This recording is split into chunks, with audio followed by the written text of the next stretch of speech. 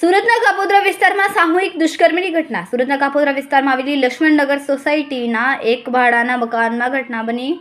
રત્ન કલાકાર પતિએ તેના 3 મિત્રો સાથે મળીને પોતાની પત્ની પર સામૂહિક દુષ્કર્મ આચર્યું. પ્રેમ લગ્ન કરનાર 25 વર્ષીય પરિણીતા સાથે થયા ક્રૂરતા. પીડિતાનો પતિ અને તેના 3 મિત્રો અજય, જગુ અને ચિરાગ દ્વારા આચરવામાં આવ્યું દુષ્કર્મ. મે 2025ની રાત્રે દારૂની મહેફિલ બાદ આ કૃત્ય આચરવામાં આવ્યું. નશામાં ચોર પતિની હાજરીમાં તેના 3 મિત્રોએ વારાફરતી દુષ્કર્મ ગુજાર્યું અને મારઝૂડ કરી. નરાધમોએ પીડિતાને આ બાબતે કોઈ જાણ કરશે તો જાનથી મારી નાખવાની ધમકી આપી હતી.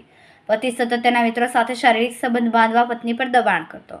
કાપોદ્રા પોલીસે ગેંગરેપનો ગુનો નોંધીને પતિ સહિત 3 આરોપીની ધરપકડ કરી.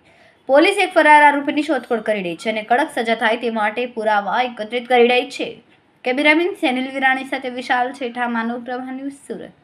અમારા વિડિયોની નવી અપડેટ મેળવવા માટે સબસ્ક્રાઇબ કરો માનવ પ્રભા ન્યૂઝ ચેનલને. બેલ આઇકન ક્લિક કરો લેટેસ્ટ વિડિયો સૌથી પહેલા મેળવવા માટે.